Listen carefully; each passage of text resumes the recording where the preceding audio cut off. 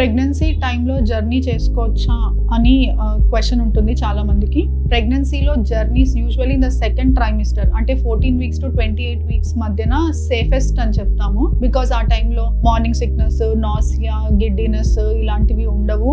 And కొంచెం energy requirements తక్కువ ఉంటాయి, కొంచెం యాక్టివ్గా ఉంటారు. కాబట్టి if any journeys planned second ట్రైమిస్టర్లో ప్లాన్ చేసుకుంటే బాగుంటుంది. And while before travelling regular డాక్టర్ని కలవాలి. మీ మెడికల్ రికార్డ్స్, మెడికల్ ప్రిస్క్రిప్షన్స్ అన్నీ వెంట తీసుకొని వెళ్ళాలి.